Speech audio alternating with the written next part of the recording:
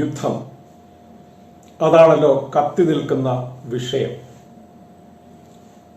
യുദ്ധം ഉണ്ടാകുവാൻ പോകുന്നു, അല്ലെങ്കിൽ ആരൊക്കെയോ അത് ആഗ്രഹിക്കുന്നു. അവിടെ നിങ്ങൾ ഏത് പക്ഷത്താണ് എന്നാണ് ഓരോരുത്തരോടും ഇന്ന് ചോദിച്ചുകൊണ്ടിരിക്കുന്നത്. ഏതെങ്കിലും ഒരു പക്ഷത്തല്ലാതെ കണ്ട് ഒരു പൗരനെ നിലയുറപ്പിക്കാൻ പറ്റാത്ത ഒരു അവസ്ഥ സംജാതമായിരിക്കും. സത്യത്തിൽ എന്നോട് ഇത്തരമൊരു ചോദ്യം ചോദിക്കുകയാണെങ്കിൽ നിങ്ങൾ ഏത് പക്ഷത്താണ്? ഇന്ത്യയുടെ പക്ഷത്താണോ ചൈനയുടെ പക്ഷത്താണോ? എന്താണ് ഇത്തരം ഒരു ചോദ്യത്തിന് ഇപ്പോൾ കാരണം? ഇന്ത്യയുടെയും ചൈനയുടെയും അതിർത്തിയിൽ അസ്വസ്ഥതകൾ തലപൊക്കിയിരിക്കുന്നു.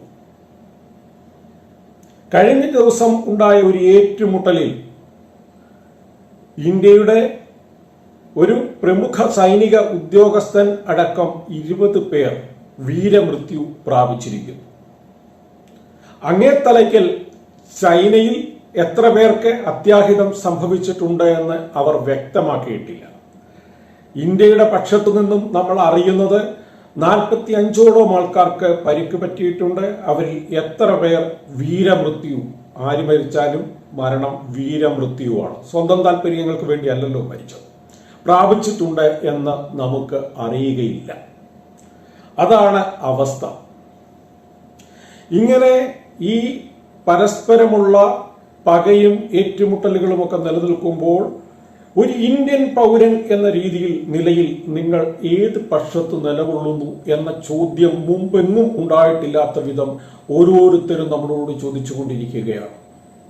അങ്ങനെ ഈ ചോദ്യം എന്നോട് ചോദിക്കുകയാണെങ്കിൽ ഞാൻ ആലോചിച്ചു എന്തുത്തരം ഞാൻ നൽകും. ഞാൻ മനസ്സിലാക്കുന്നതനുസരിച്ച് എൻ്റെ രാജ്യം എന്ന് പറഞ്ഞാൽ എന്താണ്? ഈ കാണുന്ന ഹിമാലയ പർവ്വതവും സമുദ്രവും നദികളും പുഴകളും ഒക്കെ ചേരുന്ന ഈ ഭൂപ്രദേശം മാത്രമാണ്. എന്താണ് പ്രധാനമായും രാജ്യം എന്നതുകൊണ്ട് വിവക്ഷിക്കുന്നത്? ഈ രാജ്യത്ത് ജീവിക്കുന്ന ഒരു ജനതയുണ്ട്. ആ ജനത നിലനിൽക്കുമ്പോൾ മാത്രമേ പുഴകൾക്കും നദികൾക്കും മരങ്ങൾക്കും സമുദ്രത്തിനും മാമലകൾക്കും ഒക്കെ പ്രസക്തിയുള്ളൂ. ക്ഷേത്രങ്ങൾക്കും പള്ളികൾക്കും ഒക്കെ പ്രസക്തിയുള്ളൂ. അതുകൊണ്ട് ജനങ്ങളാണ് പ്രധാനം.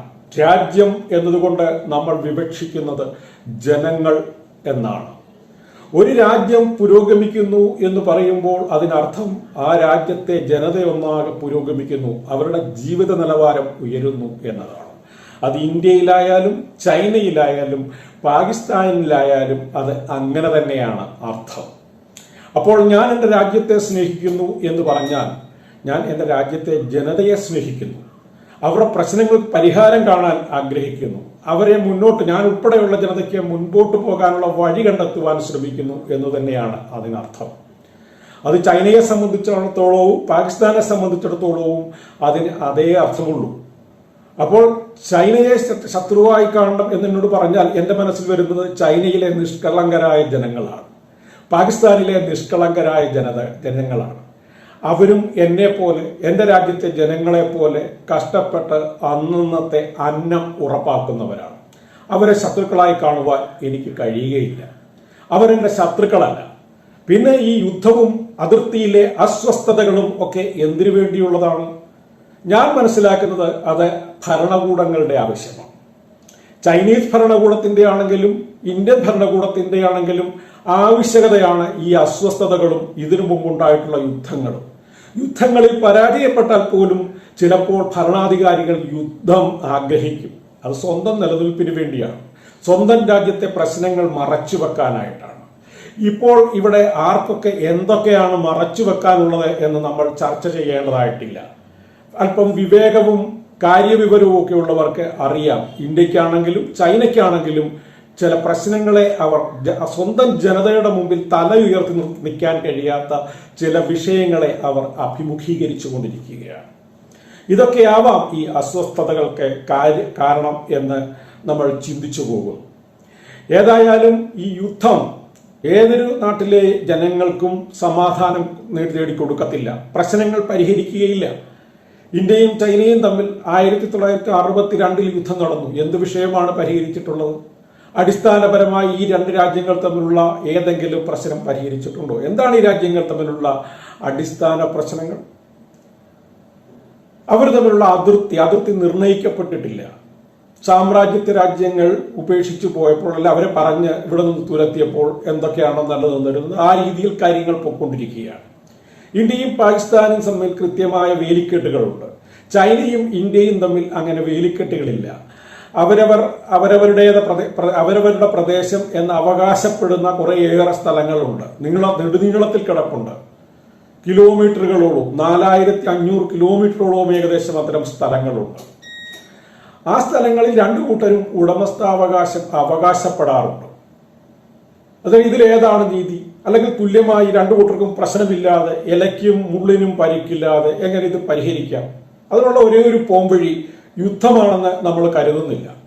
അങ്ങനെ യുദ്ധമായിരുന്നു എങ്കിൽ 62-ലൊക്കെ ആ പ്രശ്നം പരിഹരിക്കണമായിരുന്നു. അത് പരിഹരിക്കാനുള്ള ഏക മാർഗം രണ്ട് രാജ്യങ്ങളും തമ്മിലുള്ള ചർച്ചയാണ്. വിവേകത്തോടെ, വീണ്ടും വിചാരത്തോടെ ഇരു രാജ്യങ്ങളും ചർച്ച ചെയ്ത് പരിഹരിക്കാവുന്ന നിസ്സാര വിഷയമേ ഉള്ളൂ ഈ അതിർത്തി തർക്കം. ഇനി അവർക്കത് കഴിയുന്നില്ല എങ്കിൽ അന്തർദേശീയ ഏജൻസികളുടെ സഹായം തേടണം. മധ്യസ്ഥന്റെ, അതായത് ഏതെങ്കിലും രാജ്യം എന്നല്ല, സംഘടനകളുണ്ട്. ഐക്യരാഷ്ട്രസഭ പോലെയുള്ള, ഐക്യരാഷ്ട്ര സംഘടന പോലെയുള്ള ഓർഗനൈസേഷൻസ് ഉണ്ട്. അവരുടെ നേതൃത്വത്തിൽ, അവരുടെ സഹായത്തോടെ ഈ പ്രശ്നം പരിഹരിക്കാവുന്നതല്ലേ ഉള്ളൂ. എന്തുകൊണ്ട് പരിഹരിക്കാതിരിക്കുന്നു? കാരണം ഭരണകൂടങ്ങൾ അത് ആഗ്രഹിക്കുന്നില്ല. അവർക്ക് എപ്പോഴൊക്കെ അവർ ആഗ്രഹിക്കുന്നു അപ്പോഴൊക്കെ തീ പകർന്ന് കത്തിക്കുവാൻ പാകത്തിൽ പ്രശ്നങ്ങൾ നിലനിൽക്കണം. അതുമാത്രമാണ് അതിന്റെ കാര്യം. കാരണം യുദ്ധം ഉണ്ടാവുകയോ അസ്വസ്ഥതകൾ ഉണ്ടാവുകയോ ഒക്കെ ചെയ്യുകയാണെങ്കിൽ മരിക്കുന്നത് നമ്മളെ കൂട്ടുള്ള സാധാരണക്കാരാണ്. അവർ വീരമൃത്യു എന്നൊക്കെ പറഞ്ഞ് നമ്മൾ അവരെ ബഹുമാന പുരസ്സരം അവരുടെ ആ മരണത്തെ ആദരിക്കുകയും പുകഴ്ത്തുകയും ഒക്കെ ചെയ്യും. പക്ഷെ നമ്മൾ ഓർക്കണം, അവർ സാധാരണക്കാരാണ്.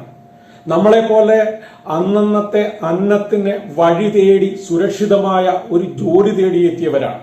സ്വന്തം കുടുംബം പുലർത്താൻ വേണ്ടി എത്തിയിട്ടുള്ളവരാണ്. അങ്ങനെയുള്ള ആൾക്കാർ മരിക്കുമ്പോൾ, അവർ വീരമൃത്യു പ്രാപിക്കുമ്പോൾ ഗാലറിയിൽ ഇരുന്ന് കൈയടിക്കുക, ദാ നമ്മുടെ പക്ഷത്ത് 3 പേർ മരിച്ചപ്പോൾ അപ്പുറത്തെ പക്ഷത്ത് 5 പേർ മരിച്ചു, നമ്മളാണ് ലീഡ് ചെയ്യുന്നത്, വരട്ടെ അടുത്ത ദിവസം എത്ര പേർ മരിക്കുന്നുണ്ട് എന്ന് കാണാം. ഇങ്ങനെ ഗാലറിയിൽ ഇരുന്ന് കാഴ്ച കാണുന്നവർ യഥാർത്ഥത്തിൽ രാജ്യദ്രോഹികളാണ്. ഏതൊരു മനുഷ്യന്റെയും നഷ്ടം, ഏതൊരു സഹോദരന്റെയും നഷ്ടം അവരുടെ വ്യക്തിപരമായ കുടുംബത്തിന്റെ മാത്രം നഷ്ടമല്ല, ആ രാജ്യത്തിന്റെയും ലോകത്തിന്റെയും ആകെ തന്നെ നഷ്ടമാണ്. കാരണം മനുഷ്യൻ ഒരു സമൂഹമാണ്. ആ സമൂഹത്തിലെ ഓരോ അംഗവും ഇവിടെ അവരുടേതായ അടയാളങ്ങൾ, അവരുടെ അധ്വാനം, അവർക്ക് ഉണ്ണാനും ഉടുക്കാനും വേണ്ടി മാത്രമല്ല അവർ അധ്വാനിക്കുന്നത്, അതിലുപരി അധ്വാനിക്കുന്നു എന്നതുകൊണ്ടാണ് ലോകം മുഴുവൻ മുന്നോട്ട് പോയിക്കൊണ്ടിരിക്കുന്നത്. എന്നിട്ട് അവരുടേതായ എന്തെങ്കിലും അടയാളങ്ങൾ, അധ്വാനങ്ങൾ അവശേഷിപ്പിച്ചിട്ട് പോകുന്നവരാണ്. അത്തരത്തിലുള്ള മനുഷ്യന്റെ നഷ്ടം സമൂഹത്തിന്റെ നഷ്ടമാണ്. വലിയ വലിയ യുദ്ധങ്ങൾ ഒത്തിരി സമൂഹത്തിന് ക്ഷതങ്ങൾ ഏൽപ്പിച്ചിട്ടുണ്ട്. അതിന്റെ പരിക്കുകൾ പഴയ തലമുറയിൽ ഉള്ളവരോട് ചോദിച്ചാൽ അറിയാം. യുദ്ധം ചെയ്ത് വിജയിച്ച രാജ്യങ്ങളിൽ തന്നെ അന്വേഷിച്ചാൽ അറിയാം ആ നാട്ടിലെ ജനത അനുഭവിച്ച കഷ്ടപ്പാടുകൾ എന്താണെന്നുള്ളത്. അന്നേരം യുദ്ധത്തിൽ പന്ത് കളി കാണുന്നത് പോലെ, ക്രിക്കറ്റ് കളി കാണുന്നത് പോലെ നിങ്ങൾ ഏത് പക്ഷത്താണ്, ഏത് ടീമിന്റെ കൂടാണ്, അതാ നോക്കൂ അവിടെ 5 പേർ, ഇവിടെ 3 പേർ, ഇവരൊക്കെ നരാധമന്മാരാണ്. അവരൊക്കെ അവരുടെ ആ പഴയ ഗോത്രീയ മാനസികാവസ്ഥ, മൽപ്പിടുത്തത്തിന്റെ, ഗുസ്തിയുടെ ഒക്കെ ഇതൊക്കെ കണ്ട് ആനന്ദിക്കുന്ന, സിംഹക്കൂട്ടിലേക്ക് മനുഷ്യനെ എറിഞ്ഞു കൊടുത്തിട്ട് മനുഷ്യനും സിംഹവും തമ്മിൽ, അല്ലെങ്കിൽ മനുഷ്യനും തമ്മിൽ വെട്ടിമരിക്കുന്നത് കണ്ട് ആനന്ദിക്കുന്ന ഹൃദയമുള്ള സാഡിസ്റ്റ് മനോഭാവമുള്ളവരാണ്. ഇവിടെ നമ്മൾ പക്ഷം ചേരേണ്ടത് സമാധാനത്തിന്റെ പക്ഷത്താണ്. ഇന്ത്യയിലെയാണെങ്കിലും ചൈനയിലാണെങ്കിലും ജനങ്ങൾ ആവശ്യപ്പെടേണ്ടത് ഈ പ്രശ്നം രമ്യമായി പരിഹരിക്കണം എന്നുള്ളതാണ്. ഇതിൽ ഏതൊരു രാജ്യം പറയുന്നു അല്ലെങ്കിൽ അവരവരുടെ രാജ്യം പറയുന്നു എന്നതിനെ മാത്രം വിഴുങ്ങുവാൻ നമുക്ക് കഴിയുകയില്ല. കാരണം സത്യം പലപ്പോഴും അതിനും അപ്പുറത്തായിരിക്കും. ആരും അവരവരെ കുറ്റം പറയുകയില്ല.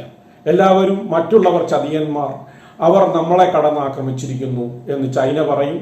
അതേ ഭാഷ്യം തന്നെ ഇന്ത്യയും പറയും. ഇതിന്റെ അടിസ്ഥാനത്തിൽ അല്ല നമ്മൾ കാര്യങ്ങളെ വിവക്ഷിക്കുന്നത്. നിങ്ങൾ നിങ്ങളുടെ രാജ്യത്തിനോട് കൂറില്ലേ എന്ന് എന്നോട് ചോദിച്ചാൽ എനിക്ക് എൻ്റെ രാജ്യത്തിനോട് കൂറുണ്ട് എന്ന് പറഞ്ഞാൽ എൻ്റെ ജനതയോട് കൂറുണ്ട്, എന്നോട് തന്നെ കൂറുണ്ട് എന്നാണ് അതിൻ്റെ അർത്ഥം. അതിനർത്ഥം അപ്പുറത്തെ ആൾക്കാരോട് എനിക്ക് വെറുപ്പുണ്ട് എന്നുള്ളതല്ല. അവരും എന്നെ കൂട്ടുള്ള ജനങ്ങൾ തന്നെയാണ്.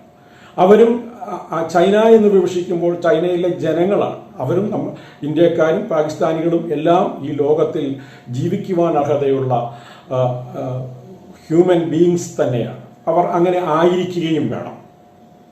പിന്നെ നിങ്ങൾ ഒരു രാജ്യത്തിരുന്നു കൊണ്ട് പക്ഷം ചില നിർണായക അവസരങ്ങളിൽ നമുക്കും ചില കക്ഷിചേരലുകൾ നടക്കാൻ നമ്മൾ നിർബന്ധിതരായിത്തീരും. ഈ രാജ്യത്തിരുന്നുകൊണ്ട് ഈ രാജ്യത്തിന്റെ നിലപാടുകളോട് യോജിക്കേണ്ടതായ ചില നിർണായക നിമിഷങ്ങൾ വരും. അത് ചിലപ്പോൾ നമ്മളുടെ മനസ്സിന്റെ ഇഷ്ടത്തിനനുസരിച്ച് ആയിരിക്കണം എന്നില്ല. മഹാഭാരത യുദ്ധത്തിൽ ഭീഷ്മരും ദ്രോണാചാര്യരും അശ്വത്ഥാത്മാവും കൃപരും വിതുരരും ഒക്കെ കക്ഷി ചേർന്നിട്ടുണ്ട്. അതൊക്കെ അവർ നീതിയും ധർമ്മവും ഏത് ഭാഗത്താണെന്ന് നോക്കി ആ ഭാഗത്തോട്ട് ചേരുകയല്ല ഉണ്ടായിട്ടുള്ളത്. ചില നിർബന്ധിതങ്ങൾക്ക് വഴങ്ങേണ്ടതായിട്ട് വരും. അത്തരം സാഹചര്യങ്ങൾ ഓരോ പൗരനും നേരിടേണ്ടതായിട്ട് വരാം. എന്നാലും സത്യം സത്യമല്ലാതെ ഇരിക്കുകയില്ല. യുദ്ധമല്ല, സമാധാനമാണ് വേണ്ടത്. ഈ അവസരത്തിൽ ഏതെങ്കിലും പക്ഷത്ത് ചേർന്നുകൊണ്ട് ഗുഗ്വാവിളികളും വെല്ലുവിളികളും ഉയർത്തുകയല്ല, ലോകത്ത് സമാധാനം കാക്ഷിക്കുകയാണ് വേണ്ടത്. ജനങ്ങളുടെ രാജ്യത്തിന്റെ രക്ഷ എന്ന് പറഞ്ഞാൽ രാജ്യത്തിന്റെ പുരോഗതിയാണ്, ജനങ്ങളുടെ അടിസ്ഥാന പ്രശ്നങ്ങളാണ്. അവനെ വിലവർദ്ധനവുകളിൽ നിന്ന് സംരക്ഷിക്കുക. അടിക്കടിയുള്ള വിലവർദ്ധനവുകൾ നടത്തുന്നവരാണ് രാജ്യദ്രോഹികൾ. ഏതെങ്കിലും മഹാമാരിയുടെ മറവിൽ രാജ്യത്തിന്റെ വിലപ്പെട്ട മൂല്യങ്ങൾ തച്ചു തകർക്കുന്നവരാണ് രാജ്യദ്രോഹികൾ.